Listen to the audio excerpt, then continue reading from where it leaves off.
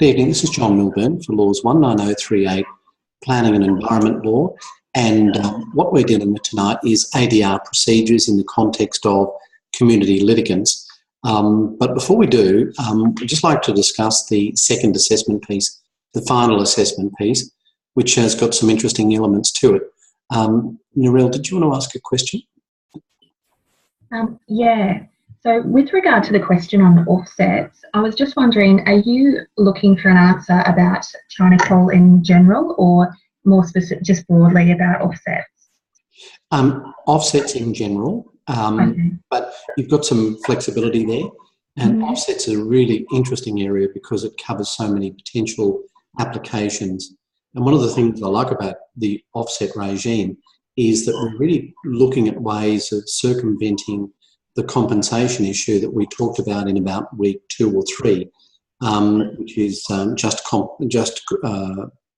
equitable compensation, I guess, as it appears in the Constitution. So I hope that answers the question. Yeah, that's great. Right. A general question, does the word count extend to the appendices? Are the appendices included in the word count? No, you can treat those as separate. Okay, great. Same with footnotes, you can treat those as separate as well. Okay, excellent. And just with regard to mining leases, I went onto the My Mines website and it looks like you can apply for an environmental authority at the same time as you apply for the actual mining lease. Is that correct? Or is I believe that is correct. Okay. And it's very wide-reaching, and a lot of people that purchase freehold don't realise the extent to which mining leases can be granted that might affect the freehold entitlement. Same applies sort of in a leasehold context in rural applications as well. Okay, that's it at this stage. Yeah. Okay, great. Thanks very much, Narelle. Thanks. And if you have any questions or anyone else, please unmute your microphones and ask the questions or use the chat facility. All right, just a quick overview. We've talked a lot during this course about merits reviews, and a merits review, of course, through the Planning and Environment Court is where the Planning and Environment Court makes the decision instead of the administrative decision maker, the correct and preferable decision, as we call it. That's one way of challenging a decision that's made. Another way is to use judicial review. It's fundamentally different in its nature. It relies upon consideration of different legislation as well. And essentially a judicial review is a situation where the applicant is challenging the way in which the decision was made and asking the court to consider the legality, particularly the process, but not asking the court to make the decision. Alternative dispute resolution has a feature to play in that role as well. So I've put a review of administrative decision making and ADR in the same, I guess, session, because they both relate to ways in which there can be a challenge for decision making generally. So in a way, I guess this is public participation, community litigation through legal action, merits reviews or judicial review. So given I haven't talked much about judicial review, we'll do that now.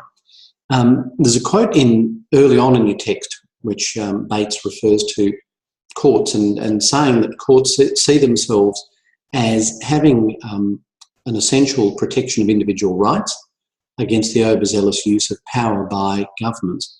A really interesting way of looking at community litigants and the way in which community litigants can challenge decision making. So, of course, if we go back to basic principles, we've got the trilogy, if I can use that term, of Parliament making laws, the executive administering laws, and to some degree making laws through delegated legislation, and of course the courts that oversee the decision-making process or, in some instances, actually make the decision. So judicial review allows a person, through judicial review process, to ask the court to consider the accuracy and lawfulness of a decision that is made by the administrative decision maker. In essence, they're really asking the court to consider whether the administrative decision maker followed the correct legal process. And in that sense, it's a form of civil enforcement. It's a way in which the community can challenge decision-making process. And it is, of course, directed at administrative decision makers. When it comes to the legislation, you need to consider the federal legislation as well as the state legislation. So federally, it's the Administrative Decisions Judicial Review Act of 1977. That's the Commonwealth legislation. Have a look at the stated purposes and intentions of the Act. Have a look at Section 5 of the Act, and you'll see that it largely reflects the common law, both at federal and state level. And the Act has a number of stated purposes. One of the things it seeks to do is remove some of the technical requirements that we used to see in administrative law challenging making. You don't need to go to the history of it, but just briefly, when it came to challenging decisions through judicial review at common law, there were a whole range of different writs. There were prerogative writs like mandamus, certiorari, declarations, injunctions, prohibition, so a whole range of different things. The Judicial Review Act simplifies that and takes away some of those technical requirements. Also, the Act sets to set out the terms upon which an applicant can establish an error in law-making process, and there is an obligation on decision makers to give reasons for their decisions. So have a look at the federal legislation, also have a look at the state legislation, which in Queensland is the Judicial Review Act of 1991. Now, to commence judicial review proceedings, the applicant must be a person who is aggrieved by an administrative decision, report or recommendation. In other words, even though it's a form of community enforcement, you must still establish standing. We talked about that last time. And you must be a person that is aggrieved through this process of an administrative decision or a report or a recommendation. And in bringing the application for judicial review, the court is called upon to consider whether the decision maker acted according to law. Not make the decision, but see if the decision maker acted according to law. And that means, did the decision maker consider all relevant considerations? Did they take into account irrelevant considerations? Did they act on information reasonably? There's some examples, and if so, the court may determine that the original decision is set aside. There are a whole range of things the court can then do. One of them is send it back to the decision maker and essentially say, please make this decision according to law. But what the court can't do, unlike a merits review, is actually substitute its decision for the original decision. That's merits review. This is judicial review. Now, when it comes to planning and environment law, there are different grounds upon which the approach can be made to the court for a judicial review. And I guess we could summarise them by saying that if the administrative maker made a decision and in doing so did not comply with procedural fairness, that's reviewable. If they exercised an improper purpose, then that's reviewable. A very important one is whether they went beyond the power that is conferred upon them. And sometimes decision makers make a decision which is beyond or in excess of their power.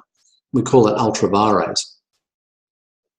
And finally, as a broad principle, you can attack a decision that's made by a decision maker if it's an unreasonable decision, which is the Wensbury principle, and you can read about that in the notes that I've written.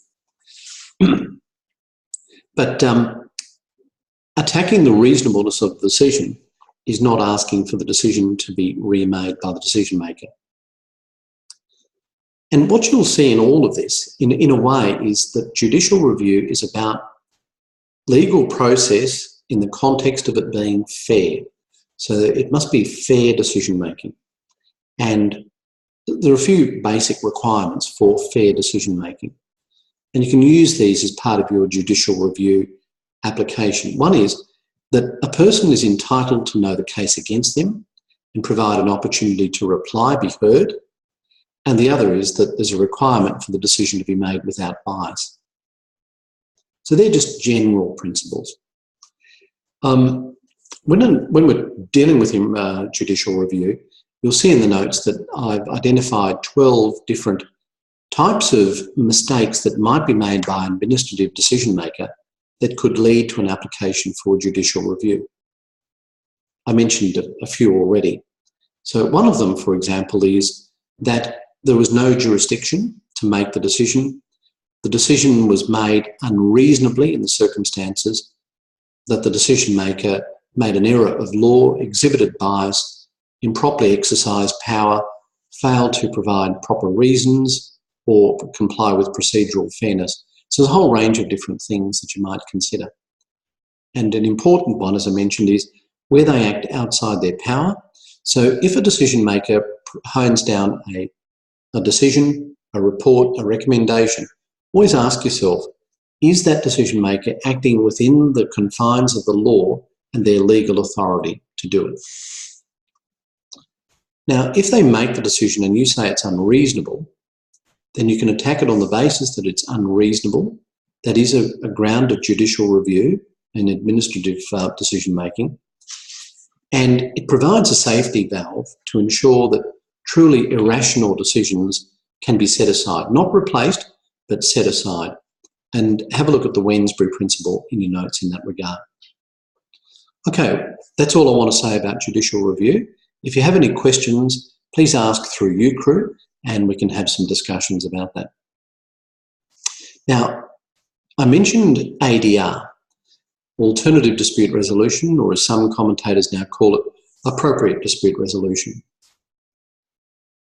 The ADR process that is established in the Planning and Environment Court regime is world class. And current now senior member Peter Stilgo from QCAT was instrumental in that process of establishing the ADR service in the Planning and Environment Court. And the ADR service is recognised internationally as being quite visionary. So I ask you to please look at the ADR process as it applies in the Planning and Environment Court. And in doing so, just remember, of course, that that is all done in the context of Planning and Environment Court litigation. Let's have a look at some of the practice directions. And practice directions are important because they provide, if you like, some of the nuts and bolts of how the litigation is to be conducted. I'll share the screen now, and you should see practice direction number 2 of 2014. And that practice direction is, has a stated purpose, and the purpose is really interesting in this one because it says that it's to do with case management procedures.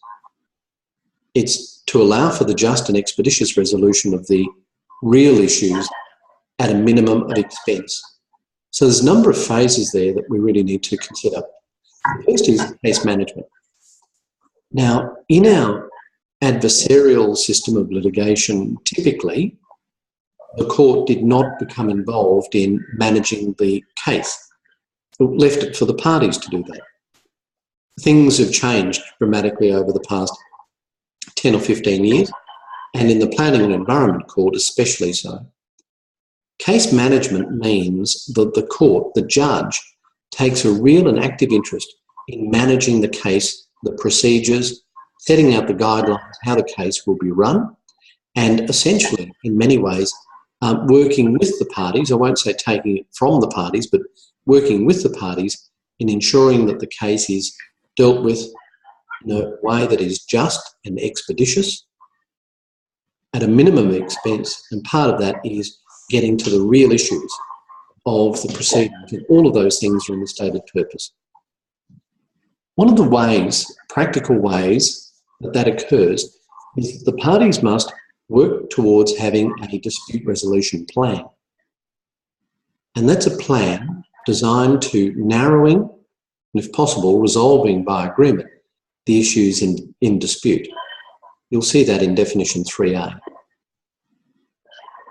And a hallmark of the process for Planning and Environment Court is the speed at which that it works. You'll recall that there is an obligation to bring proceedings within a certain number of days of a decision being made. And once the proceedings start, the process is to be kept moving along.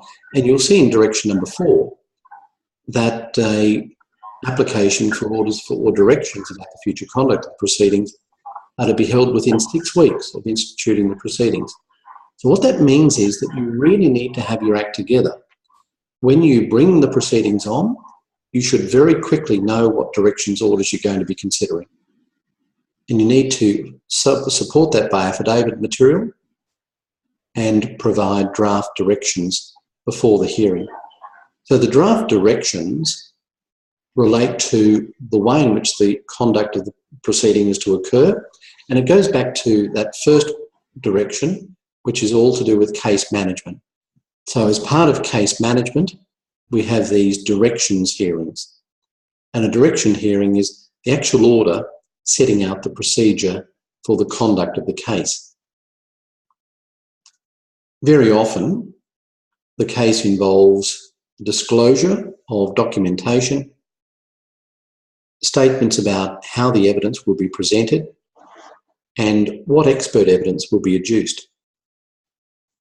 One really interesting part about this procedure is the meeting of experts to be chaired by the ADR registrar.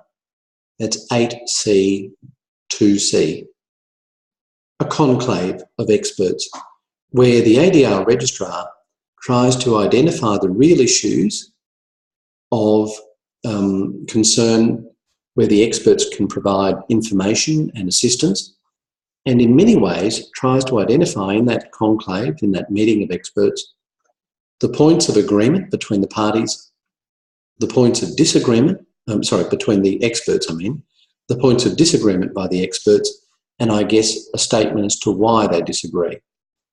You could imagine that that is a very powerful tool in the context of trying to resolve planning and environment court litigation, because by the time the trial comes on, and it comes on pretty quickly, the judge presiding over the matter will have this clear statement by the experts as to what they agree upon, what they disagree, and why. So you really get into the heart of the matter very quickly. So these directions that I'm mentioning in this practice direction are extremely powerful. And if you even want to consider going into litigation or advising parties in litigation, one of the first things you must do is have a look at this practice direction number 2 of 2014. It goes on then to make reference to ADR. And it says the parties should, at the outset of the proceedings, right at the start, give consideration to early reference to the ADR registrar and maybe have the proceedings heard and determined by the ADR registrar, section 491B, or otherwise deal with case management issues or a without prejudice conference. So all of these things happen very quickly. There are options that are available to the parties to promote, and all of that in the context of case management and the directions orders. So I'll leave you to read that, and I'd ask that you do so carefully. A couple of other directions that I'll refer you to. The second is practice direction number 12 of 2013, which is one where the case law cited by the parties is to be provided in the authorised reports, not the unauthorised. And finally, practice direction number 1 of 2011 is one where it refers to early resolution of infrastructure charges and development approval conditions, again by reference to the ADR registrar and a mediation through that ADR registrar. Okay, I'll stop the share now. So what we've been doing tonight is really just talking about some of the things that you need to know if you're going to be involved in litigation. And I guess the threshold question is what type of litigation, and then where do we look to get guidance as to the practice directions. For the review questions of last week, as I've been doing, I won't go through them tonight, but I will update information on Moodle, and I'd encourage you, even though we're getting near the end of term, to continue to contribute by providing your thoughts in relation to those weekly questions. Also, please continue to ask questions through UCrew, particularly in relation to the assessment. I know it's not an easy assessment, but it is important that you ask questions, and I can provide some assistance, but very importantly, your fellow students can provide assistance, and I do promote that collegiate approach. So unless there are any questions, I'll end tonight's session now, and I thank you for attending. And last week is our final session. It'll be a review of everything that we've covered. I won't have any new work as such. All the best, and we'll see you next time.